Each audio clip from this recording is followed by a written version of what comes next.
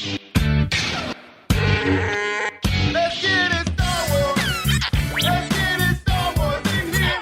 Let's get it Star Wars. Let's get it Star Wars in here. A small rebel force has penetrated the shield and landed on Endor. This is where the fun begins. A long time ago, in a galaxy far, far away. This is Rebel Force Radio. Your source for the Force. Star Wars news and commentary. With Jason Swank and Jimmy Mack. I've seen Star Wars 500 times. Star Wars #1! This station is now the ultimate power in the universe. I suggest we use it. Now it's time for Rebel Force Radio. We would be honored if you would join us. Oh, yes, we are honored. We're always honored when you join us for Rebel Force Radio, your source for the Force. And what a show we have for you this week. Coming up in the Cantina, martial arts royalty, actress Diana Lee Inosanto. Not just an actress. No, she's a martial artist, a stunt woman, a director, a writer. She's a Jill of all trades. And not to mention, goddaughter of the legendary Bruce Lee. And so she'll be joining us in the Cantina to talk about her journey as a Star Wars fan, from Star Wars fan, seeing the movie in the theaters back in the original release days, all the way through starring as Morgan Elsbeth in Mandalorian Season 2, and then into Ahsoka, and then, of course, Tales of the Empire as a voice actress, and really fleshing out the character, so you don't want to miss that. Great conversation with Diana Lee, I am sure. Plus, of course, we have some headlines. We'll be getting into those, some Skeleton Crew news. We got Carrie-Anne Moss. She's talking a little ACOLYTE, and Diego Luna. We even got Al Pacino showing up on the show later on, so lots to do there. And if we have time, of course, Star Wars and pop culture.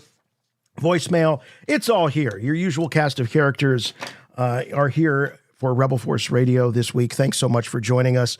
By usual cast of characters, I, of course, mean myself. My name is Jason, and with me, as always, my good friend and yours from Chicago, Jimmy Mack. Hey, Jason. Hey, Star Wars fans. Wow. Diana Lee Inosanto. It's been a long time that she's been on our wish list here of people to talk to on Rebel Force Radio. So we're bringing you Morgan Elsbeth, the magistrate from The Mandalorian and Ahsoka.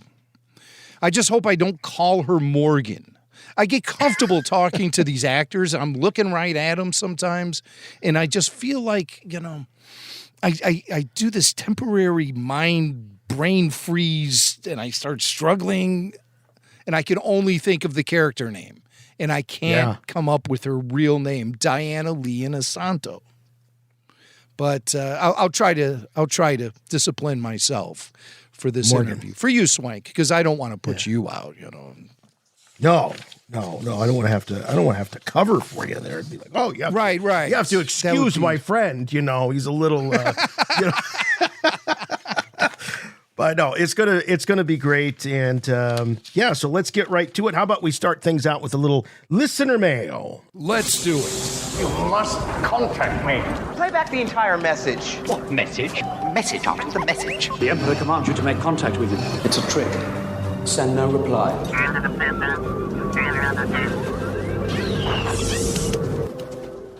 Hi Jason, hi Jimmy, Nick here from Sussex in England.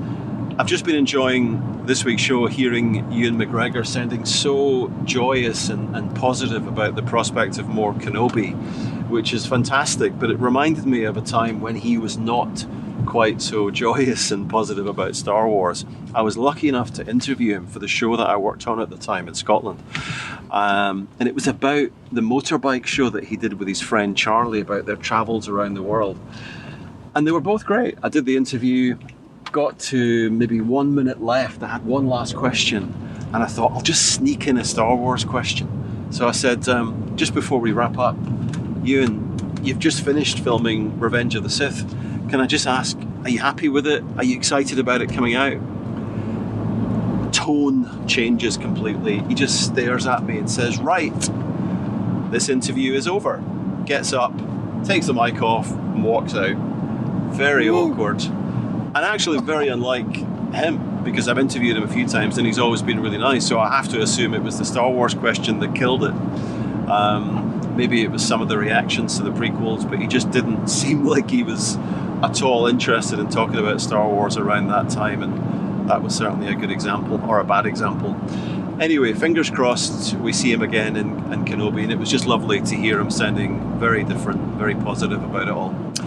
Anyway, thanks Jimmy, thanks Jason, love the show, take care, bye. Boy, Nick, I got to tell you, there's one guy here I think that can probably relate to that story. At least I assume he can, and that's, of course, Jimmy Mack. Jimmy Mack has been in the recording studio with many, many Star Wars alum who may or may not have known the level of fandom that Jimmy Mack had, and may or may not have known that he was going to spring a Star Wars question on him. So, Jim, I'm sure that Nick's anecdote rings very true for you. I just got to say, I'm shocked that Ewan was that severe in his reaction. But look, this is 2000. I'm assuming 2005. So almost 20 years ago. That makes a big, big difference in. I'm not the same personality that I was 20 years ago. I think I've probably mellowed out a little bit, and we don't know what was going on behind the scenes. Ewan could have just had a bad omelet that day. Who knows? But I think it's safe to say that his relationship with Star Wars has improved over the years. But I'm imagining that you yourself have been in that situation before, where you got a Star Wars alum and maybe they weren't there to talk about Star Wars, and you threw a Star Wars question at them. The one that comes to mind, I think, actually was really positive, which was Frank Oz. You had a chance to talk to Frank Oz, and Frank was very happy to talk about Yoda with you. Yeah, Frank was there. He was promoting some film he had directed. It's so long ago, I can't remember what the film was.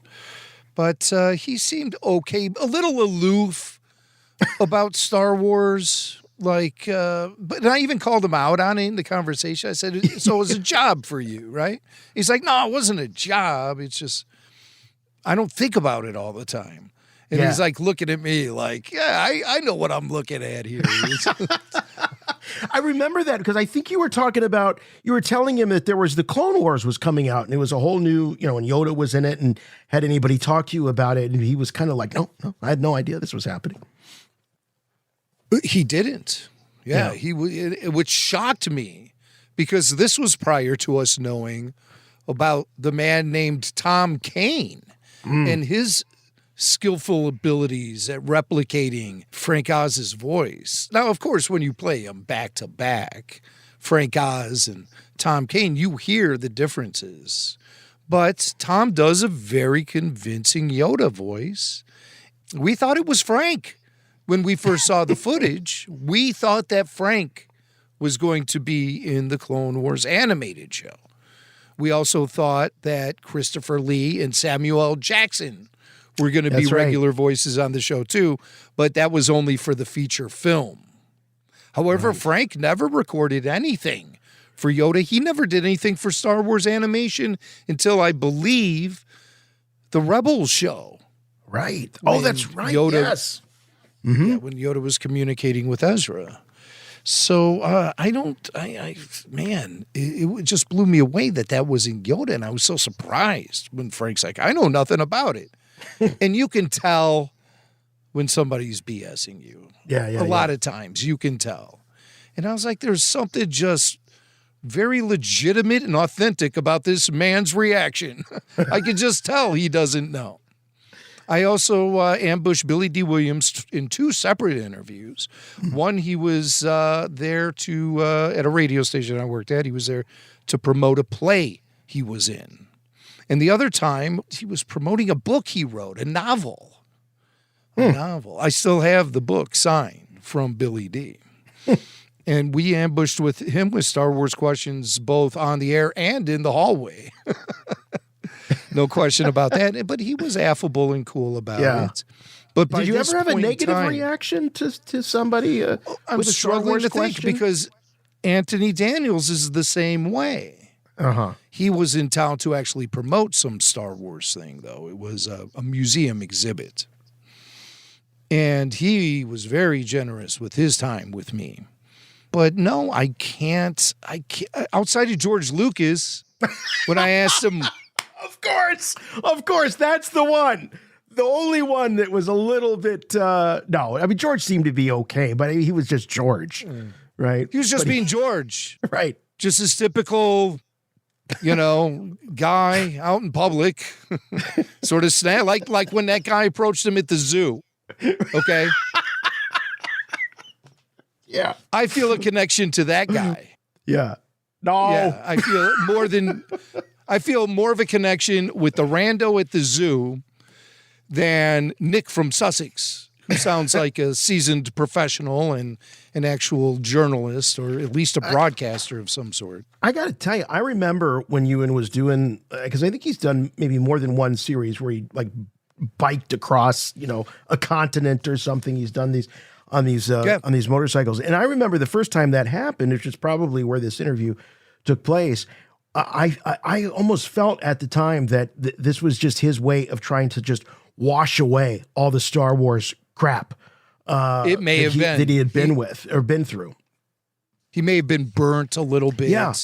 Not like burned, but just burnt out. Yeah. A little bit from the whole process.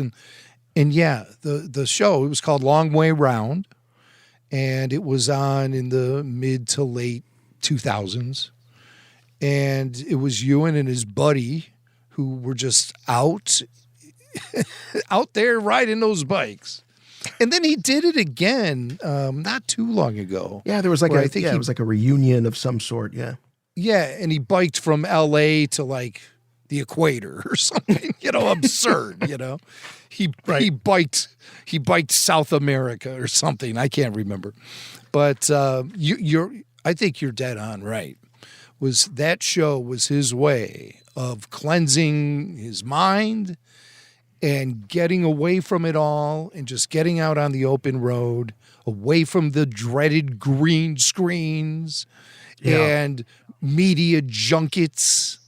Guy like Ewan McGregor, especially when he was younger, earlier in his career, he probably could find a million different things to do that would be more productive than standing in front of green screens and going to media junkets. Growing up as a Star Wars fan, as Ewan did, I mean, growing up with an awareness of Star Wars, his uncle is in it, of course, but just aside from his familial connection with Star Wars, so you grow up and you're watching specials like The Making of Star Wars, from Star Wars to Jedi, The Making of a Saga, and you're watching the actors right there in Jabba's palace or in the cantina, and everything is so immersive, and you get cast in new Star Wars. You got to think it would be a little disappointing. You show up and it's a bunch of milk crates covered in, green bed sheets, essentially. And there's your Star Wars. And some actors struggled with it. Yeah. I've heard very little criticism of Ewan McGregor's actual acting in the Star Wars films. Yeah. But there was someone out there who had some harsh things to say about Ewan. I just remember some audio clip we played in the last year of someone sort of second-guessing some of Ewan's acting decisions from those films. But, I mean, famously, the entire cast was under a lot of scrutiny because of the way George Lucas had a very hands-off directing style. And some people fell into that and felt very comfortable in that, like a Christopher Lee or an Ian McDiarmid or even a Liam Neeson, Oh, yeah, sure, George. What do you want me to just stand her on this X and say here we go. Say the lines, George. You just want me to say the lines and stand on this X here. Oh, yeah, hold on. Let me get my Marlboros. Okay. Oh, yeah, sure, George. Liam, we had to extend the height of the sets by about 2 or 3 feet because you're so tall. According to rumors, which I can verify are 100% true, George, you might want to widen the width of the entire stage here, if you know what I'm saying. Because I'm packing a double-bladed lightsaber.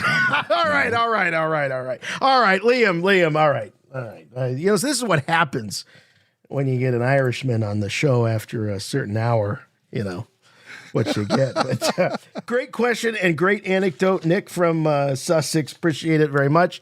And before we go any further into the program, let's talk a little bit about what's going on with Rebel Force Radio over on Patreon. That's right. Go to rebelforceradio.com and you'll see the Patreon banner over in the right rail. Tap on that and boom, you're in a whole new galaxy.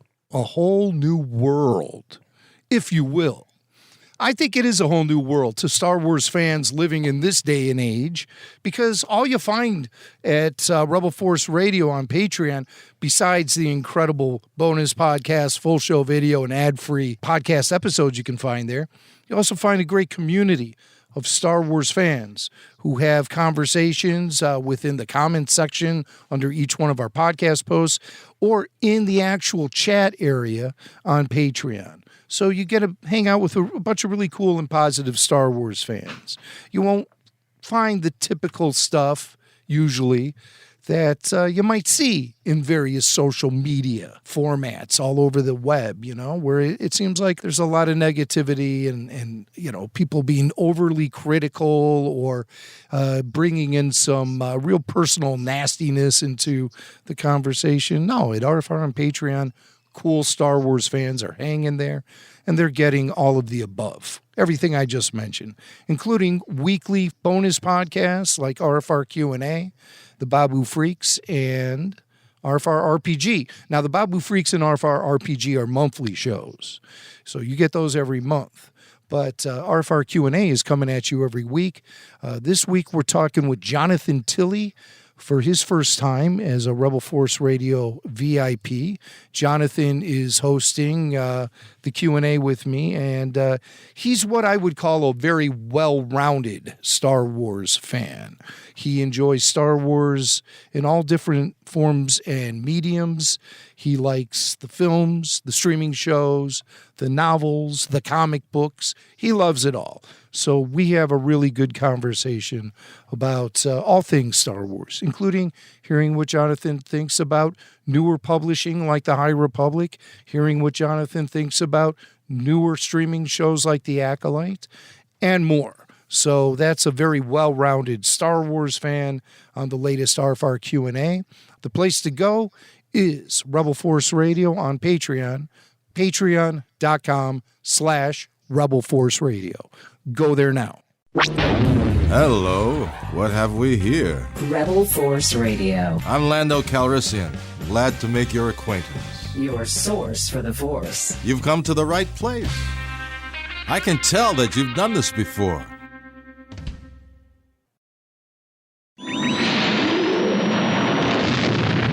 I have good news for you, my lord. That's good news. Come closer, I have good news.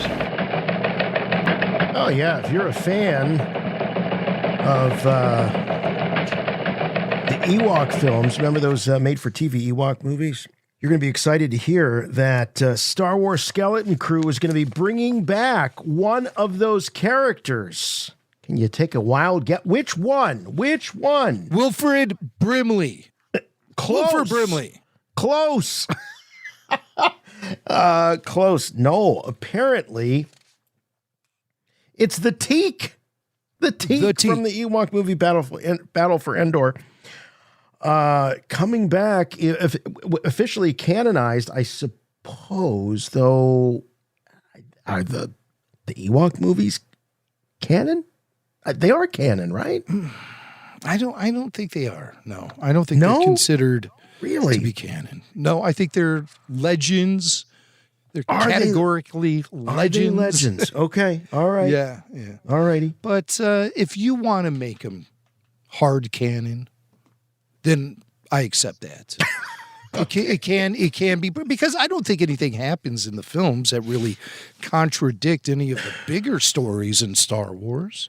No, I don't. I'm not sure.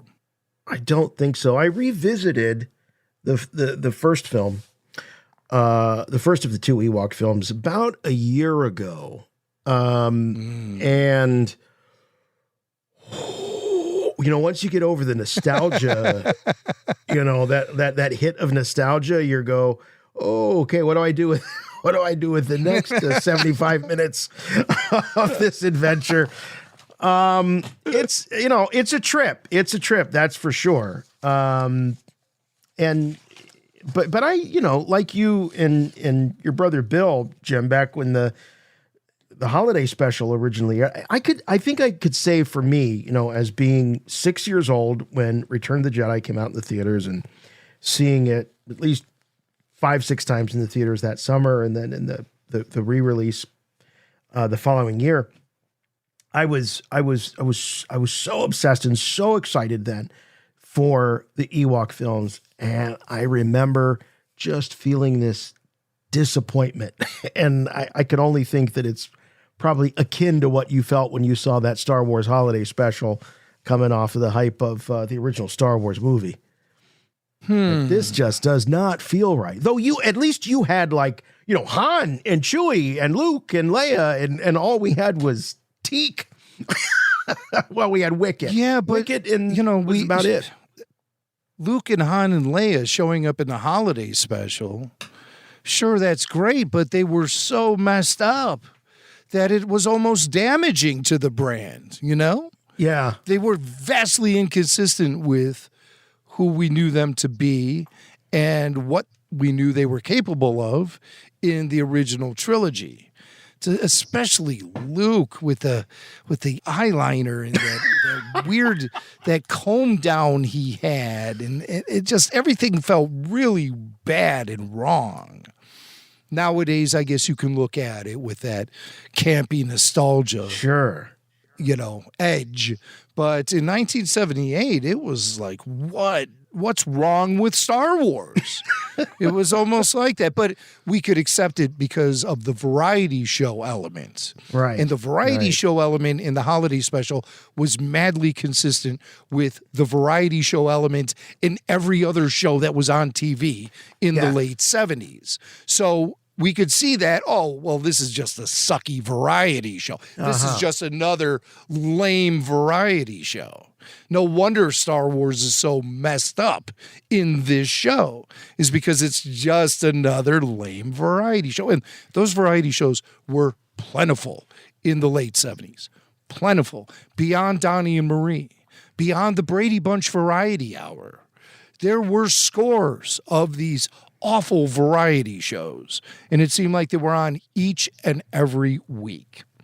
Holidays were a big excuse to have a variety show. We're right on the verge of Halloween. Go check out on YouTube the Paul Lynde Halloween special if you want to see a real trip. Classic of the yeah. But even as a kid, I had this sense of wanting there to be a connection between these Ewok films and the greater Star Wars story. So I knew, I was smart enough to know going into those movies, into the first one in particular, that I wasn't going to see my heroes, but I thought I might hear their names. I thought I might get a sense of that this was after the events of Return of the Jedi, that there would be, that there would be some sort of connection. Little did I know that there just nothing. It was as if they were completely disassociated from each other. But here in the case of Skeleton Crew and Teak,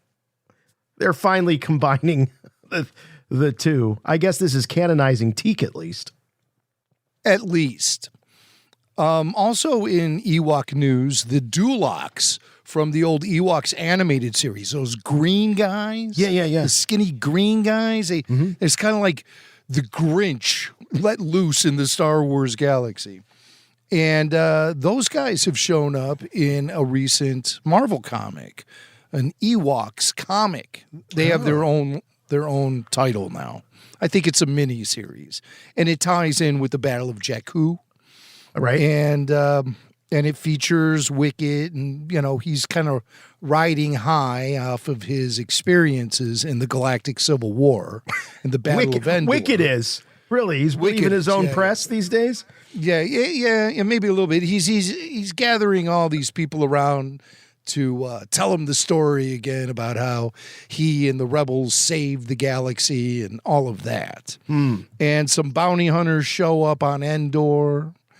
And the bounty hunters have a run-in with the Dulocs from the old Ewoks Saturday morning cartoon show.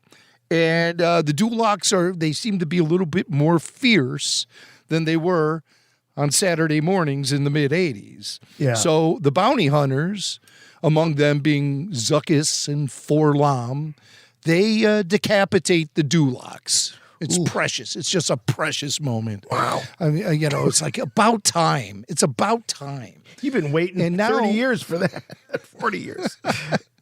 So now we're talking about the sequel to the Ewok films, where Teak made its debut.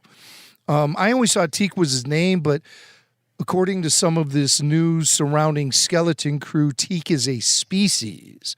So there will be a Teak. I don't know if it's going to be the same Teak. The Teak. From the Teak. The Ewok shows. The Teak. But there will be a Teak. This is the sequel. The Teak arrived in the sequel to the original Caravan of Courage. Right. The second one was called Battle of Endor. So the first one, Caravan of Courage, we follow this family and they crash land on Endor. And they meet the Ewoks and they have a bunch of challenges and adventures and everyone's victorious at the end. At the very beginning of the next film, the entire family, minus the baby daughter, she's like 8. Right. The family gets wiped out. They're all dead. They get massacred. So, that's a real pick-me-up. Yeah. And this is the family that we followed along in the whole first movie. And one of the victims, the father, was that disciplinarian guy from the Breakfast Club who was overseeing the Saturday detention. He played the heavy in so many 80s films. He sure did.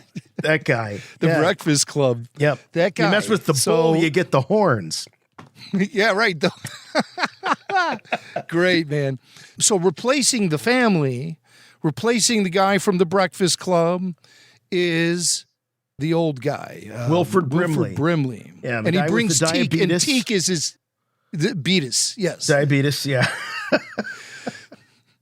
And I'm sure our listeners want to beat us after hearing this crazy conversation. Wilford Brimley, didn't he like to eat oatmeal a lot? That's what I always think. He did that. He had a saying too. It's like, it's damn good for you. Yeah. He was very curmudgeon-y, very grumpy. It's good food or something. This was what I found so interesting. So Brimley's playing the character. What was his character's name? Yeah, Noah something. Yeah. So Brimley, get this, on set is not wanting to play opposite a puppet. So Teak was originally a puppet. And so they would have this crew member, Nikki Botello, who was a little person, would stand in and be the sight line for Brimley when he delivered these lines, because he refused to work with a puppet. And then he insisted that she actually be the character. So Nikki Botello is credited as being Teak, mainly because Wilford Brimley, the actor, just didn't want to star opposite a puppet. Apparently, he didn't get the memo that that's kind of how we roll in Star Wars. You're opposite droids and puppets. But he didn't want that. So, wow, this is shades of the past, shades of the original film production when Alec Guinness was performing as Obi-Wan in that scene when the stormtroopers stop the land speeder from proceeding in Mos Eisley. The whole, you don't need to see our identification. That whole scene, it was originally shot with an extra playing the lead stormtrooper that Ben talks to. And Sir Alec was like, oh, no, this will not do. I need an actor here with me. And who can blame him, Right. So that's when they brought in Anthony Forrest and said, Anthony Forrest, who was on set to play Fixer, one of Luke's old pals from Anchorhead, they brought him in, threw the stormtrooper armor on him, and he performed opposite Alec Guinness in that scene. So it's like history repeats itself then. These Alec old man Guinness actors, they don't want to work with these puppets and these stand-ins. First, it was Sir Alec Guinness. Then in the 70s, then in the 80s, it was Sir Wilfred Brimley. I can't call him Sir. I can't call him Sir. You just knighted I can't. Wilfred. I don't have the authority. I do not have the authority. And second to our listeners in the U.S., our largest audience is coming from England. Yeah. And I'm sorry, guys. I didn't mean to do that. I know I'm over my skis with my abilities to proclaim knighthood. Jedi Knight, maybe I can do that. Maybe I can do that. That would be the honorary title. Yeah. Sir. Honorary Jedi. Sir. Yeah. Sir. But then I think they say master. They don't say sir. So master. No, he's Sir Wilfred Brimley. And you guys got, in the UK, you got a problem with that? Fly over here. We'll talk about it. Let's go. Bring it on. Yeah, I mean, you look at some of them, some of the folks that have been knighted, you're like, wow, I can really see why that. And then the other ones, they just kind of give them out. I think it's kind of lost it's sort of lost its exclusivity, especially since Charles has moved in. He's knighting everybody. Just knighting them all. Oh, is that right? Yeah. Did he like Oasis? He knighted them. He's knighting just any random anybody like Paul. Whoever Bateman's Camilla a knight likes. now. Whoever Camilla likes, he's gonna knight him, just so she can get a little. Definitely Paul Bateman then, because we've known this for years that she's a big fan of his. Yeah, for sure. Sir Paul Bateman. Yeah. Okay. But what makes this news official? This news is official because of David Lowery. He's the one that it said in a interview, a roundtable interview with Empire Magazine, that Teak was indeed making a comeback in Skeleton Crew. And he said, this was his quote. He said, "I was most excited about having hand puppets on set." Apparently, Wilfred Brimley was not there because he would not have been excited about that. He says, "It's the most ancient technology being used with the most cutting-edge technology simultaneously. That combination was absolutely magical. There's a character in my episode that's the Teak from Battle for Endor, and it's just a little hand puppet. It's just," as he wiggles his hand, I was like, is he going to get digitally touched up or replaced? No. In the final episode, it's just a hand puppet in the middle of this crazy volume set. The cognitive dissonance of seeing these two things together live and in front of you is absolutely incredible. So, Jim, the original story about Teak being a puppet, Wilfred Brimley says, no, let's put a person in costume. We get this little person, Nikki Patello. She acts as Teak. Now it's come full circle. It's back as a puppet, but yet it's in front of the volume. So you got a hand puppet that's being manipulated in front of this volume for an episode, apparently the final episode of The Skeleton Crew. So we get some clues. Well, that's all fine and good, but for now, Nikki Patello's in the unemployment line. What about Nikki Patello? What happened to Nikki? Where's Nikki? Come on. Nikki. There's a person attached to this. No, I'm kidding, of course. I don't know, maybe Nikki is still actively working in show business. But the question I have is, when you talk about shooting the puppet and the volume and everything, is the volume set up to resemble the forest moon of Endor? Am I to believe that the action of Skeleton Crew will take us to Endor? Or is there like an off-world Teak? Oh, that we don't know about. Eyes, maybe. Or different fur. Who knows? Or different fur. I like that. Yeah. That's an off-world Teak. Why not? I mean, we've accepted it for the Jawas. We can easily accept it for the Teak. Hey, look at Wicket in this freeze frame you have up on screen. He's kind of got like a really sort of like, like a gruff look on his face. They did not use the. If they used the same costumes from Return of the Jedi, something's off. I mean, we talked a few weeks ago, and I got some hate about how I said that really, other than Wicket, the rest of the Ewoks were kind of ugly. The adult Ewoks, I feel like they'd really put all their money, all their budget in the Wicket basket, and that money ran out by the time they got to these Ewok films. Because look at him, he's not looking so cute. He's They got could kind of like use- a Popeye look on his yeah, Yeah. Hey, so let me ask you a question. It's the eyes. Let me ask The you a eyes are question. weird. Yeah. Mm-hmm. Did you really receive hate because of a comment you made about the Ewoks last week? There were a couple of comments. Yeah, a couple of comments on that. They are. I'd lie about. Yeah, that the Ewoks weren't ugly, but I mean, you know, they're not as cute Everyone's as lost their Wicket. minds.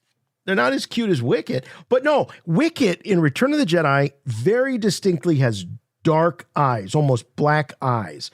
This Wicket that we're looking at here, look at this. These are like a light brown eye, almost like a hazel almost. And it I think at the time they thought, oh, this will make it more realistic, but no, it looks freaky is what it looks. I don't want to see an Ewok's pupils. I just want to see the dark eye. The face looks very non-symmetrical too. It looks like just a really rough-looking Ewok costume, but I still recognize it as Wicket. Definitely. You know, I still feel the branding coming through. And then with Teak to me has always looked like it was Lucasfilm's answer to Alf in the 80s. Yes. This was the Lucasfilm's take on Alf. They were cashing in on the Alf craze with this Teak character. I think Teak had the ability to move around very swiftly, like it had super speed. And I also know Teak, for some odd reason, is a favorite of Kyle Newman's. I still don't understand that, but I recall over the years Kyle talking about Teak and saying things about Teak. And as soon as this news broke, who was the first guy texting it to us? Kyle. Right away. I mean, he was thrilled. like right on top of it. Couldn't be happier. So look long for live Teak. Skeleton Crew. I think you're going to have to wait. According to this, it's the last episode. He says the final episode. Yeah. In the final episode, it's a hand puppet in the middle of this crazy volume. So that's something you can look forward to in the season finale of Skeleton Crew. So if they're lost somewhere in a different galaxy or something like that, which has been hinted about the show, Yeah. that it's a lost in space sort of situation with these kids and Jude Law, maybe in that final episode when they do return to the Star Wars galaxy we're familiar with, they land on Endor and are greeted by Teak or Cool would that Teaks. be? Yeah. Multiple Teaks. Multiple Teaks. It's a Teak party. It's an orgy of Teaks.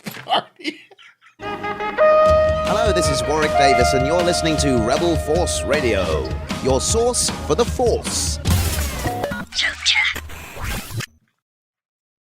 Okay, moving on from Teak, let's talk about Carrie-Anne Moss.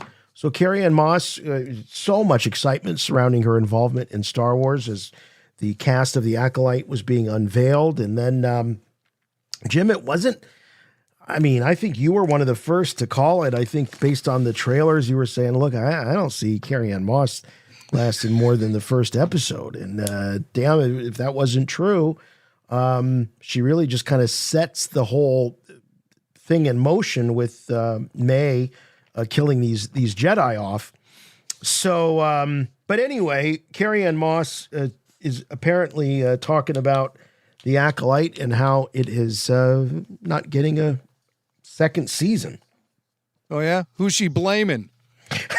The fans? Is she blaming the fans? I haven't seen the clip the yet, toxic so I fan? don't know who she's blaming, but she's talking. She's blaming the 50-year-old white men, isn't it? The 50-year-old white guys. Carrie. Well, you know. Well, let's wait and hear. I mean, because that's obviously what a few members of the cast of the ACOLYTE have been doing in interviews and online. I'd like to hear Carrie-Anne Moss's take on this, because it's, I mean, obviously for any actor, it's never fun when your show gets canceled. No. Let's hear what Carrie had to say about that. Being an actor, you're like in shows all the time that get canceled, and it's in the beginning, it's kind of a bummer. And then you just learn to not really be invested. You can't be. It's a protection mechanism. So I didn't even, I mean, I died. So I was like, you know, I love everybody, but I didn't, you know, and I didn't read about it. I heard from like a dad at school, you know, like And I was already working on something else. So it's sort of like, oh, okay. Like it was over already for me. I don't know. Maybe that's, I'm glad you liked it though. Yeah, I really enjoyed doing that too. That's words of wisdom, right? Is not to stress out about the things you can't control. So Totally. Like, no way. I don't spend a minute on that. All right. She's got a healthy outlook. Doesn't seem like she was, sounds like she certainly had affection and for her fellow co-stars, but really I don't get the sense that, boy, she was really hanging on that season 2 green light for the Acolyte. As she points out, her character died, so she was going to just show up in flashbacks at that point. So she didn't really have a lot of skin in the game. She has a total professional edge as an actor, where she doesn't find herself getting all wound up in the health of a show. Obviously, it's easier for her to say that, considering her character was killed off in that first episode, only to reappear in a couple of more in flashbacks. So it's easy for her to punch out, and she's already moved on to the next job. I don't know if the same can be said for Amanda Stenberg. She's probably sitting there waiting for the phone to ring for all we know, and naturally, she's probably feeling a little bitter about things. And also, Amanda was the lead in the show. So Carrie-Anne was largely regulated to, I would even call her a supporting player. She was cameo, largely. Cameo, So, I would say glorified cameo. Yeah, fits the bill. Yeah. That's her approach to it. She was not connected to it like some of the other actors have been. And it was just refreshing to hear from a pro. Somebody who can handle the situation like an adult, unlike some of the feedback we've received from others associated with the production. Yeah.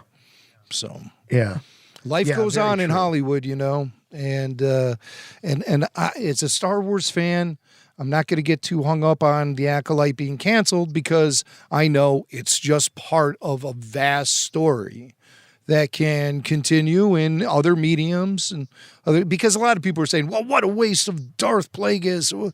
We'll never find out more about Darth Plagueis. Well, hold on. It's not like the character is exclusive to the Acolyte by any way, shape, or mean, because the character had existed. It's a George Lucas creation. So You'll never get that obviously- 3 seconds of your life back when Darth Plagueis showed up. I mean, it's canonized. I don't need it back. That was a fist pump moment. I enjoyed it. So, and just knowing that they have the cojones to bring in a Darth Plagueis, right? Even for 3 seconds, it's like, okay, that gives me some hope for more future. The big stories question to though, surround that character. The big question with the Plagueis cameo was Plagueis observing what he had put in motion, or was Plagueis learning by watching what was happening in front of him? To me, that is the biggest question of the whole show. I don't really care. I'm not that invested in the characters, but in terms of the lore, what I want to know is, was Plagueis there as an observer and going, oh, I can use this down the line? Or was it, yes, everything is proceeding as I have foreseen? Right. Or was he looking at it in another way? Like, what's this apprentice here of mine doing behind my back? I don't feel good about this this Padawan he's taken on and stuff. And he seems a little too ambitious right now. Yeah. Maybe down the road he should be responding to those impulses, but maybe that was not the right time, according to Plagueis. So yeah. All right, Andor season 2. I got to tell you, with all due respect to Skeleton Crew, which I am looking forward to, especially with our after shows and all of that, and it going through the holiday season, it's going to just be lots of fun. I'm really looking forward to the holidays spent with Skeleton Crew and our Rebel Force Radio listeners. But man, Andor season 2, that's the one that I'm really, really excited about. I can't wait to turn the calendars to 2025 and count down until what I'm guessing will be a May 2025 premiere for Andor season 2. And Diego Luna continues to remind all of us that it's going to be worth the wait. For sure. Well, Diego's out there right now talking to media about a show he has on Disney Plus called La Machina. Machina. And I don't know anything about the show, but as he's doing the rounds, he comes across interviewers sometimes who are curious for a little Star Wars info. And one of those reporters works for Metro, metro.co.uk. And she talked to the actor about Andor Season 2. And Diego says, hey, this is going to be worth the wait for Star Wars fans. The only thing I can say is that this show has shown me how patient I can be. You know, it's been we've been working for a long time, and I can't talk too much about it, but I can tell you, it's gonna the wait is worth. You know, the amount of work behind the second season, and the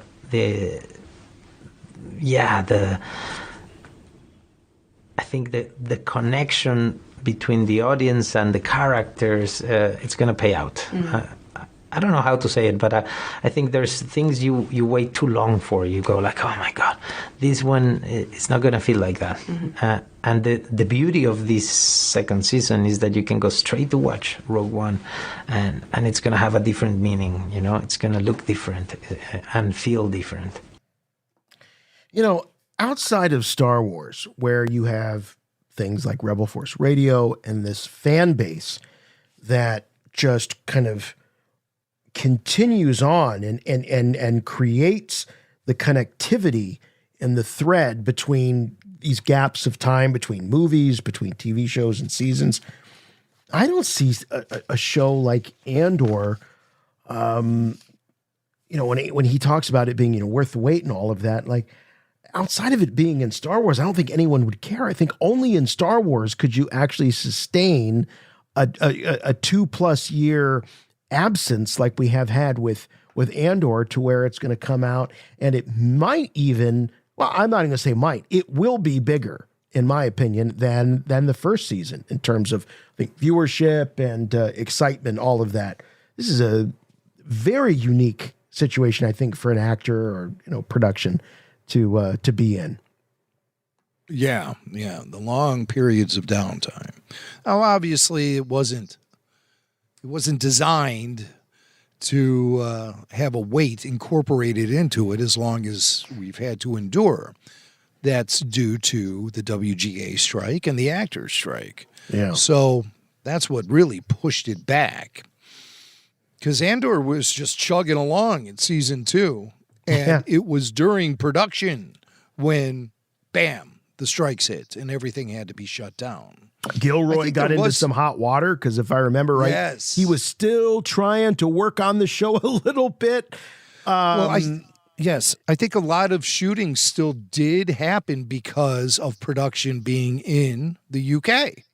Yeah. So I think they were able to continue with actors who weren't working with the union.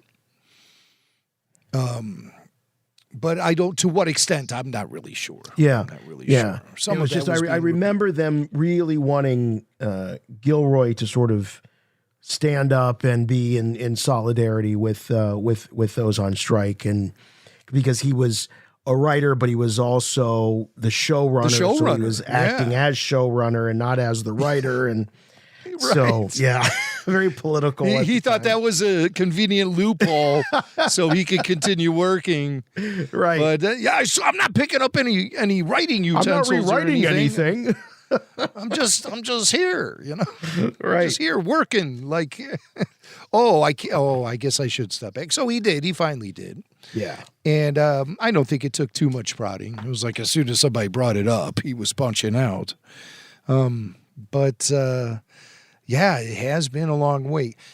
More importantly, though, how do you feel about his statement saying that it's going to change the way you see Rogue One?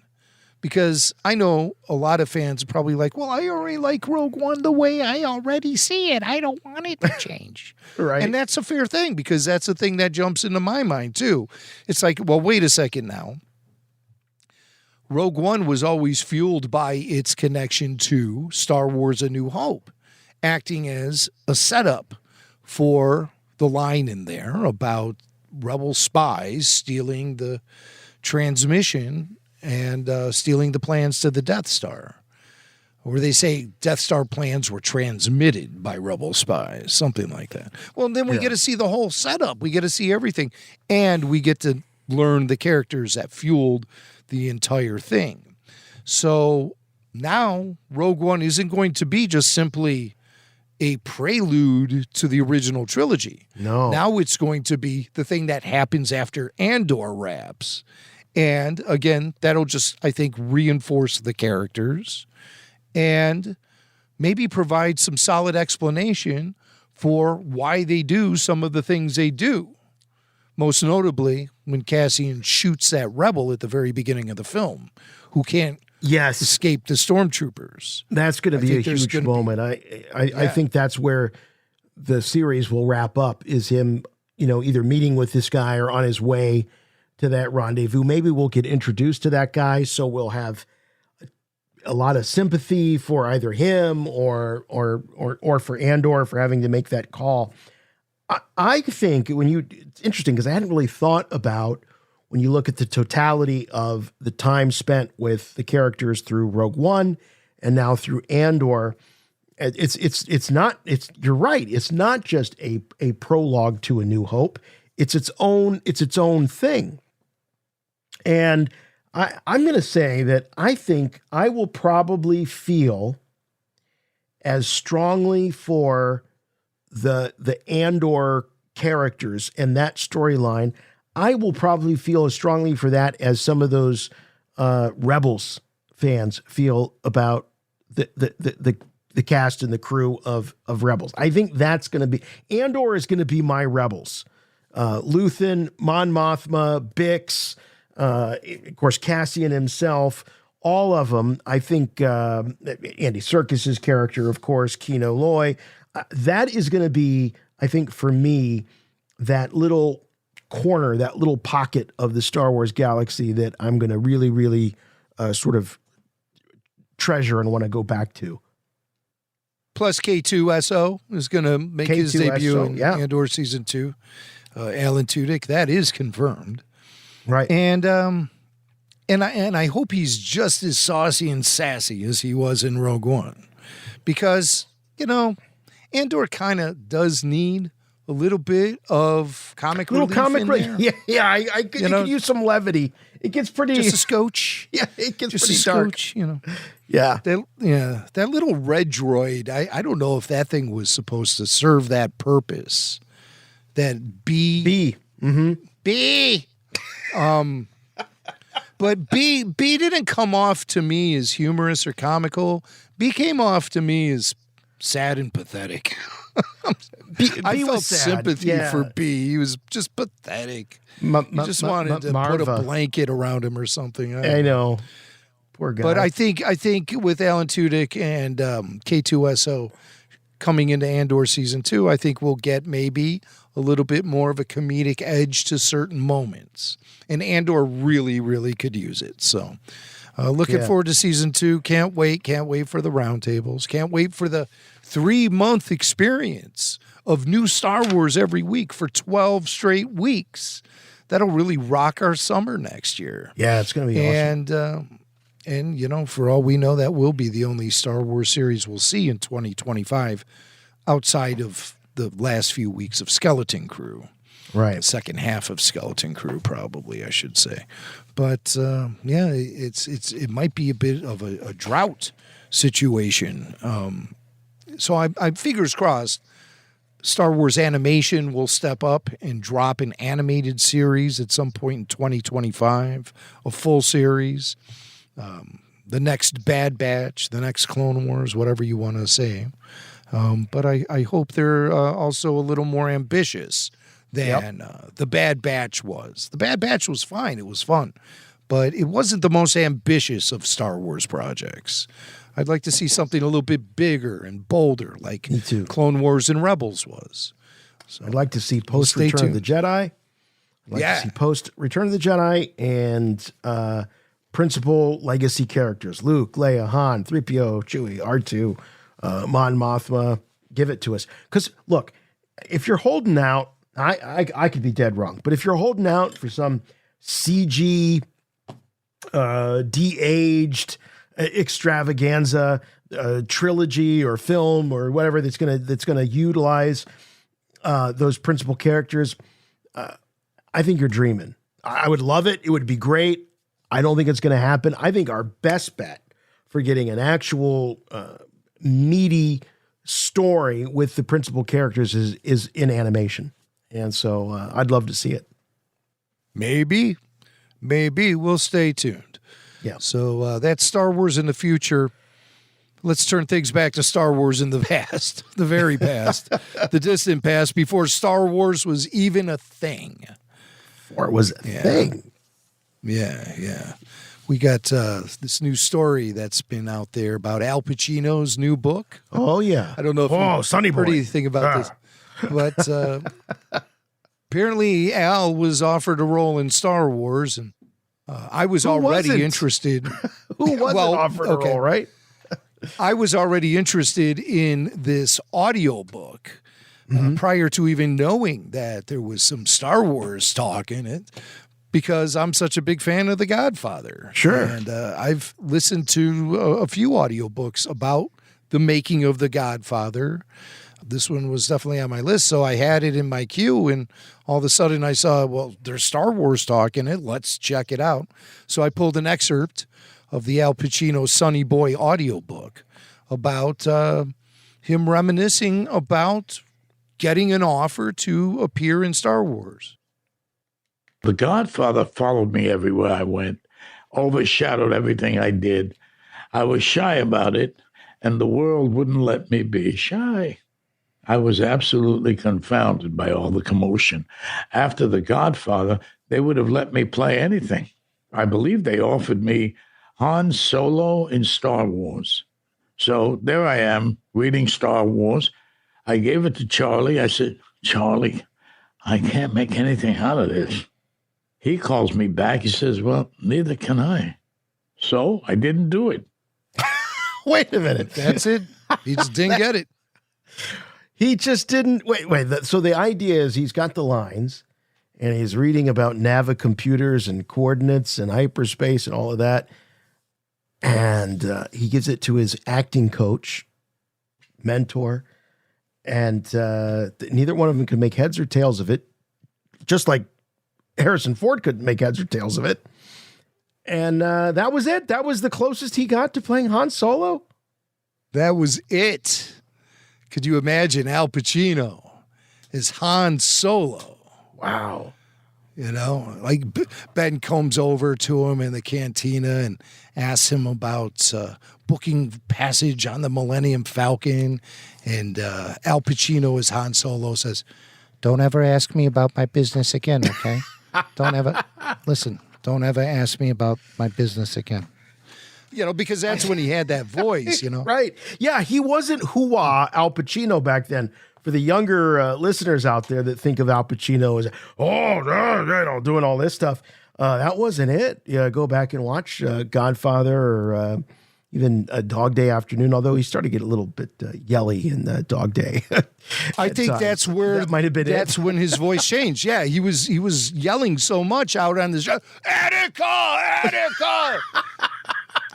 And then he's like, you know, when are we going to have dinner here? It's like, hey, what happened to you, Al? You woke up this morning and you were all like, hey, let's take hostages and rob this bank. And then the next thing you knew. Yeah, but, I think it worked because he had towards the end of The Godfather, he had his jaw wired shut. You know, the character did, so he really couldn't talk that animatedly. You know what I'm saying? He's like that. Talking about a crooked cop that is on the take. Did you happen it's to one of listen? So if you are a fan of The Godfather, is there a lot of good stuff in that book? He tells some great Brando stories. Like the first time he met Marlon was in the hospital room set at The Godfather. You know, really? when they roll him out and stuff. That was the first time he met Marlon Brando. And so he went into this room. I guess they shot it at a legitimate hospital. Right. And Marlon was in one of the hospital rooms eating chicken cacciatore. Okay. He's eating. Yeah, right. With his hands. He's not using utensils. There's no fork. He's just reaching into the bowl, grabbing the pasta and the red sauce and shoving it into his mouth and acting like it's a totally normal thing to do. And Pacino's standing there. Yeah, it's a real pleasure to work with you. And he's just like, And then they say he looked at Pacino and held his hands up, completely covered in red sauce, turned around and wiped the hands all over the white linen on the hospital bed and just was like, okay, acting like no big deal. That's just what he does. Wow. Oh, my God. That guy was totally insane. Totally insane. There are some interesting Godfather stories. But it's just a chapter in the life of Al Pacino and what a life he had. And he does. It's nice to hear him actually doing the narration of the audiobook. A lot of times, especially with big celebrities, they don't do it. They hire a professional, voice or narrator or something. But that's Al. Yeah. Well, I knew as soon as the audiobook was announced that he was going to be doing the voice. I just knew it. Nobody had to tell me. Yeah. I figure if Al Pacino is actually putting his life onto paper and then somebody's going to read it, it's going to be Al Pacino. I get There's so just no disappointed when it goes the other way and it's, as narrated by, Joe Blow. Yeah. Now, see, I have listened to a lot of audiobooks about musicians, books they've written themselves, and they almost always have an actual professional narrator reading it. And it's so hard to separate the narrator from try to forget that that's not the voice of the actual talent whose words are coming out of this person's mouth. It is a little bit of a disappointment. Yeah. You won't be disappointed with Sonny Boy. I'll tell you that right now. Yeah. Cool. Well, I actually it was crazy that this showed up in the rundown for this week because I just used one of my Audible credits earlier this week for Sonny Boy because I want to hear those Godfather stories. So looking forward to that. That's interesting. A guy like Pacino and the life he's lived and the experiences he's had. Yeah. He talks a little bit about his shyness in that in that clip, and that is a kind of a recurring theme throughout the book. And his early days of alcoholism are all covered in there too. He's one of those actors that's had a little love-hate relationship with fame. He's not always been comfortable with the idea of fame. That comes through loud and clear. Even in his 80s, he still strongly feels that way. Yeah. All right. Sam Jackson, how about that? Talk about, someone who's very comfortable with fame. Someone who lives life loud and proud, Sam Jackson. So apparently he's on, what is this, Jim? This is on The Tonight Show with Jimmy Fallon. And Mace Windu comes up, of all things. Well, it was interesting. Sam's appearing on The Tonight Show to promote his new movie, The Piano Lesson. And it was Fallon's way of asking Samuel L. Jackson to give updates about all of these fictional characters he's famous for. Like Jules from Pulp Fiction or Nick Fury from the Marvel flicks and things like that.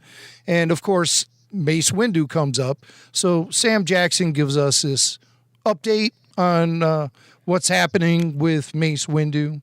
There's a long history of one-armed, one-handed people in the Star Wars universe. So that is interesting. Just because they cut my arm off and I fell out a window doesn't mean I'm dead. Yeah. I'm a Jedi. The second most powerful Jedi in the universe, next to Yoda. So you think Mace Windu is still alive? Yeah, he's out there. Yeah, he's out there walking the earth with Jules. Yeah.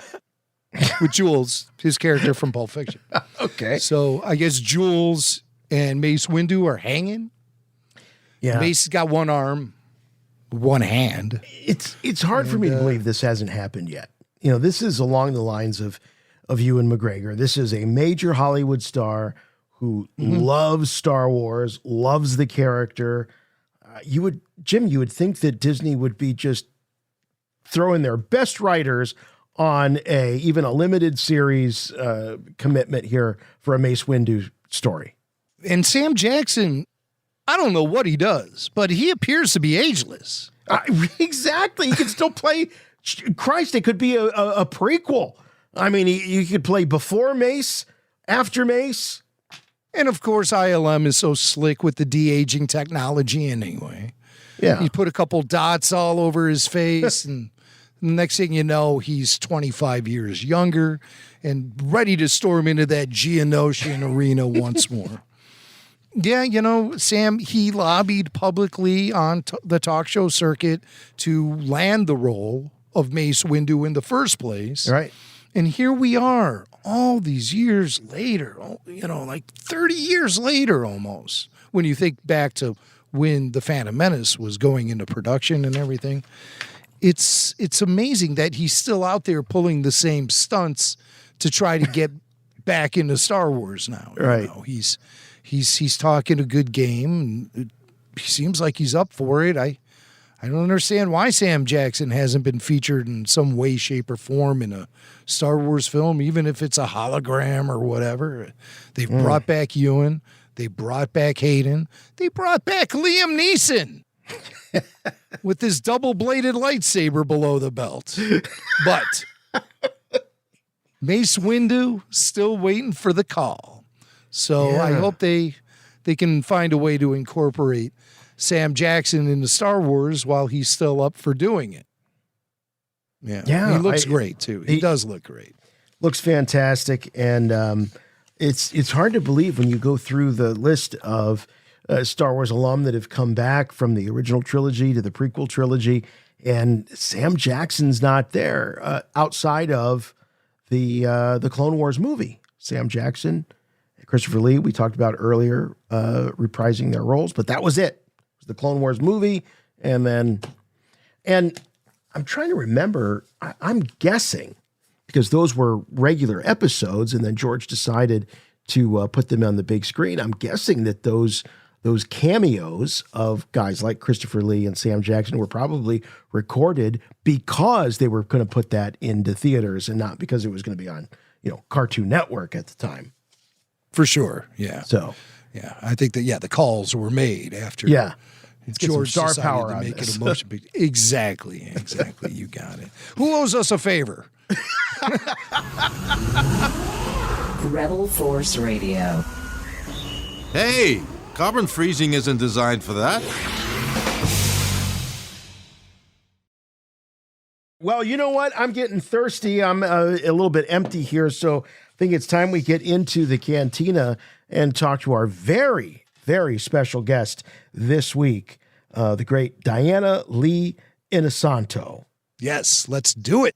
Star Wars Cantina. Where are you going, Master? For a drink. Sorry about the mess. You will never find the more wretched hive of scum and villainy. We must be cautious.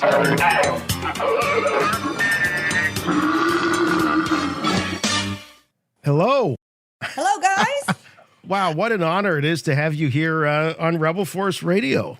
Oh, thank you, you guys. Thank you for having me, on board. Yeah, no, Absolutely. We've been waiting a long time. I've been for wanting this. to talk to you for a long time, actually. Well, I'm honored. So thank you very much. Well, I mean, there's so much to talk about. Obviously, we want to get into the character of Morgan Elsbeth and how you got involved in Star Wars. But I got to tell you, we have some friends of ours that are sort of geeking out that we're talking to you because they are really, really big fans of Kung Fu and martial arts and entertainment. And so this particular mutual friend of Jimmy and I, he said, you guys are talking to martial arts royalty tonight. Do you realize that? Do you get called that a lot? Do they throw the red carpet out for you, martial arts royalty?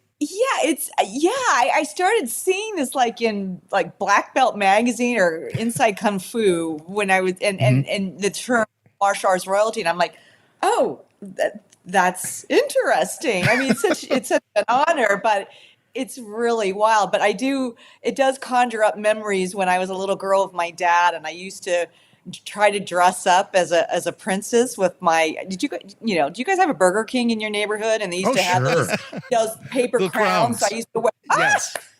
Hey, look at that. We got a picture of your pop right here. There's my dad. Oh, you guys are good. So yeah, my dad.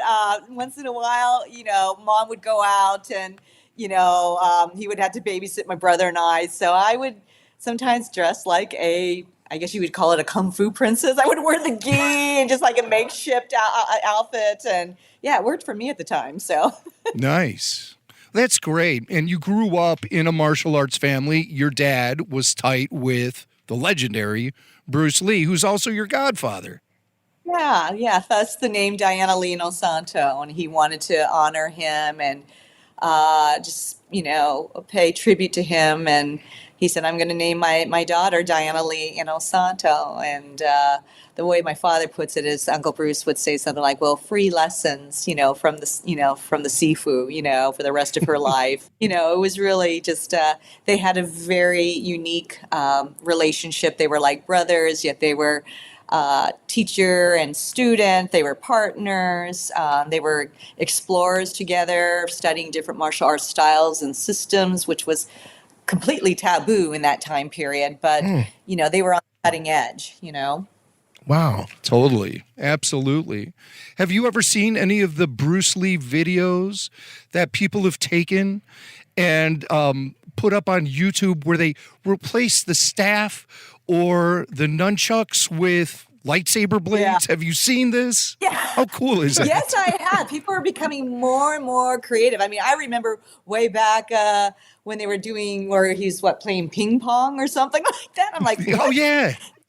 So things have become more advanced since that time. But yeah, I have seen the creativity out there. It's quite hilarious. For you, that's like worlds colliding when you talk about Bruce Lee using a lightsaber, because obviously you're such an important member of the Star Wars family now with your role as Morgan Elsbeth in The Mandalorian and the Ahsoka show. And let's not leave out the animated Tales of the Empire. That Yes, thank was you for excellent, and mentioning you that. provided the voice. I did. I provided the voice for my character and the voice of my mother in the first That's right, episode, yeah. Kicking Out with General Grievous. Yeah. So, yeah, and that was a great project to work on, and especially, I'll never forget when I was invited to go to Lucasfilm and hang out with the entire animation team. And we were all in the theater watching it, or at least for me, I was watching it for the first time with Dave. And I was just like, wow, when you see Tales of the Empire on the big screen, it's truly incredible, And yes, and it's wild when you first get the script and it's a concept, and I was really surprised that they really were going to dedicate the first half of the show to Morgan. I was expecting something like maybe a couple lines, and I had no idea, and I feel so happy that they did this for the Morgan Elsbeth character, because I think it really ties in a lot of questions that people had about her background and why she was so important to the Empire, why she was so important to Thrawn.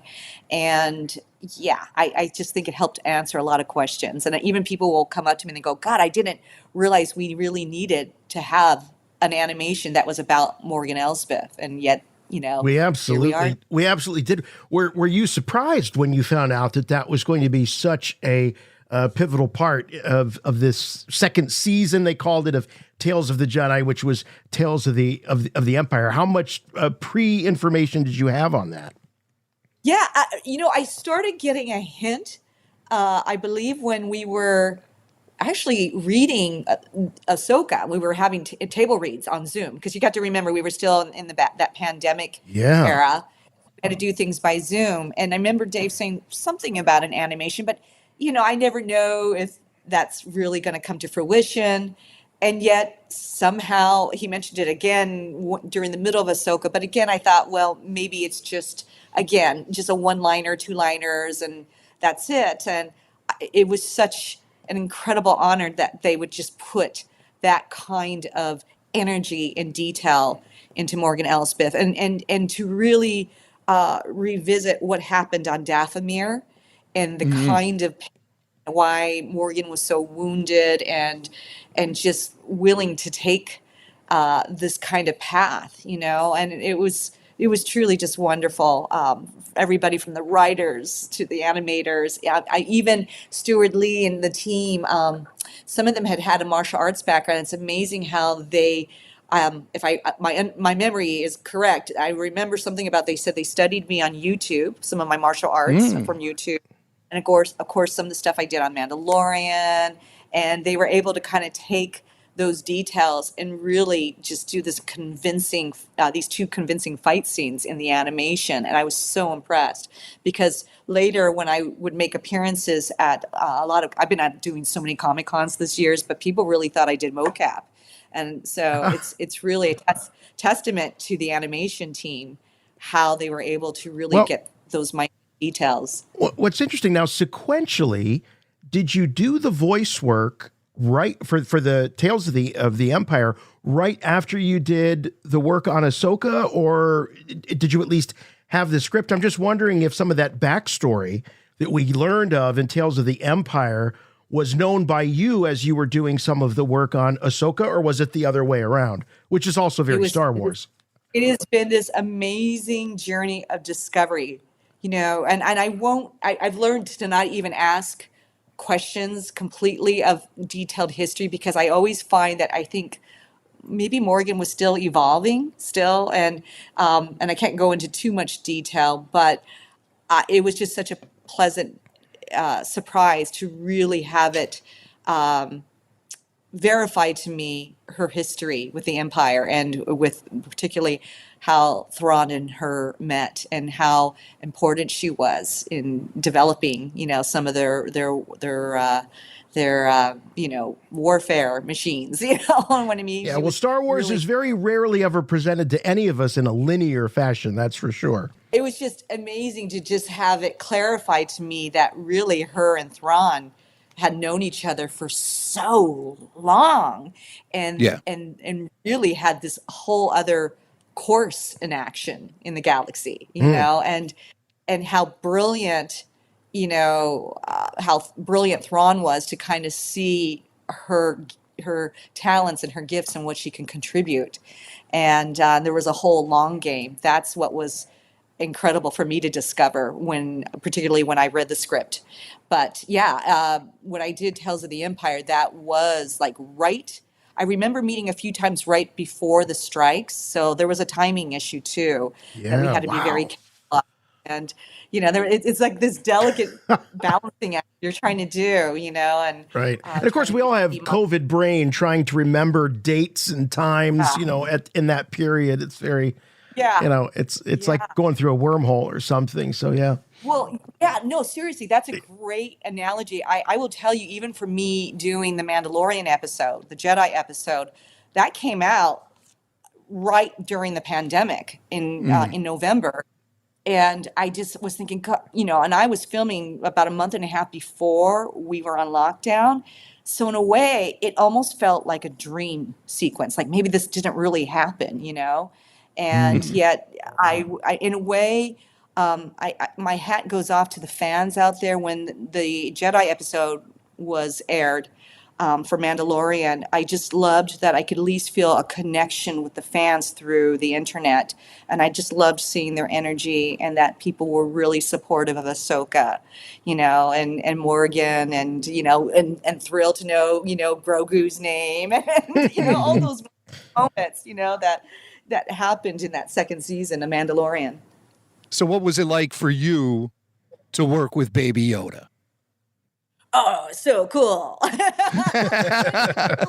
I'm like, I'm seeing, but I'm supposed to act like I don't see him, and, I think the note I was given, like, just trying to treat, Grogu is almost like the way you would see a parrot on somebody's shoulder, maybe. But it was, that was such an extraordinary experience for me because I got to meet Pedro. I got to see George and Kathleen, who came by, and Dove Chang, to just be there to support Rosario and I, and really they were there for Dave. I like to say, oh yeah, they were there to support Rosario and I, but really, they're there to support Dave, who was directing the episode, and John was, always all around, and I mean, this is an incredible team, and to do this amazing fight scene with Rosario, and not even knowing how important this particular episode would be to the future, whether or not there would be an Ahsoka series. I didn't even know that at the time. So I'm just glad that it worked out for everyone, and that the fans were really behind, let's have an Ahsoka show. And I didn't know that at the time. I'll tell you, I don't know. I mean, there's obviously a ton of love for the character of Ahsoka, but I think it was this scene in particular and this appearance that really made the fans super excited for more live action Ahsoka. So I think you play a big part in getting the fans amped for more live action Ahsoka. So it was great that you were also involved in that as well. Yeah, the fight sequence. So much, yeah. And then the concept of the Beskar spear going up against the lightsabers. I mean, is that not incredible? And then I think this is the first time we have seen in live action two females go at it, on screen, and I just thought this is an honor. Yeah. I'm trying to think about that. I go, I don't recall, I believe this is the first time. And then I knew at that time that I was supposed to be from Dathomir. But boy, oh boy, I had no idea what would be mapped out down the road. I was like, wow. What was in store? And here we are, it's a very witchy season. So here we got a real Star Wars witch. And of course we mean that in the very best way. It's true. Yeah. Right. So Diana, did you do a majority of the stunts in that battle sequence with Ahsoka? Yeah, I think I did. But listen, I got to give kudos to also my double, because you have to, by policy, have a stunt double. And luckily, I had Lauren next to me, who actually was also a student under my father. So it was like having my baby sister next to me. We were gonna Yeah. So that's really interesting, despite the fact that you're a stunt person and you're a stunt coordinator and you've done all of this and a martial artist. Because you're a principal actor, you also require, through regulation or what have you, that there be a stunt double for you. That's very interesting.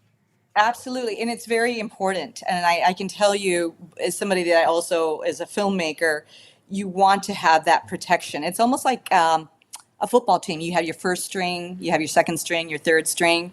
You need to, because sometimes the amount of hours you're putting on the set, your actor needs that break, and you try to go as far as you can. But yeah, you sometimes need your second team, your stunt double, to be there for you and give you those breaks. Like when we shot the Jedi episode, that was a 17-hour day. 17 hours. Think about that. We were exhausted, but yet we were cheering each other on. And it really is. It's a team effort when you're doing these fight scenes. Is it hard for you because you are a martial artist? That do you get jealous sometimes of some of the work that your double gets to do? Yeah, do you get twitchy on the sidelines? Do I get Put me in, coach. Put me in. No, not at all. Because to me, the double is there to really protect the production for many reasons. She protects the production. She helps preserve the actor. And there's some listen, I know from my early years when I was working on Buffy the Vampire Slayer and Face Off, sometimes you get an actress that will go, well, why do I need a double? And I can do this all. And I'm thinking, they don't understand sometimes, especially if they're new to fight scenes, that you absolutely need these protections, because anything can go wrong anytime, and it doesn't mean that the actor can't deliver, but it just sometimes I have learned, when you're doing heavy fight scenes, you have to preserve the body and really be able to put the energy when it is necessary. So sometimes when you're on those medium shots or close-up shots, you want to have that energy. You don't want to be too burnt out. You know what I mean? Right. And so that's why. And there's no need for ego. And again, I know that being a double myself. Right. So I been love on both sides of it, all sides of it. We were just looking at some clips of the death of Morgan Elsbeth. It's for me, it's hard to watch. It's like one of the only times I really felt anger toward Ahsoka. And I love Ahsoka, but I just thought there was just so much going on for Morgan. It's the final episode of the first season. She finally becomes a fully fledged Night Sister with the black eyes and the face markings and a really cool sword. And then all of a sudden it's over. And there she was there, defeated by Ahsoka. I didn't see that coming, I have to admit. Yeah, I think a lot of people didn't see that coming, but it's interesting when early on when I knew this was going to happen during the readings we had, I one of the things I had hoped was that they would use Morgan's own weapon against her, and I'm so glad and I did put that out there. Can we do this? I think that would make it very interesting. So I did love the idea that the disarm and how her weapon was used against her, and yet we had a little bit of that extra touch with the lightsabers. Yeah. Yeah. So and as we know, we've seen everything there is to see about Morgan's life. We saw her origin story in Tales of the Empire, which led us up to Season 2 of The Mandalorian and Chapter 13, The Jedi, and then thrust into the spotlight for Ahsoka Season 1 and the fate of Morgan Elsbeth. And so I think that's kind of wild. In such a condensed period of time, we saw your character have fully fleshed out beginning, middle, and end. Is that gratifying for you as an actor? Yeah, I mean, it's just, you kind of, as an actor, understand this is the process. I understand this from just being a writer myself. This is the story that needs to be honored and told. So, and I absolutely trust Dave Filoni's vision and what he's trying to do. And, but there's always this part of me, it's like it's so funny. I met Timothy Zahn, so I'm trying to whisper in Timothy's ear, maybe there should be some stuff, written about her in a book, Timothy. Well, wait a minute now.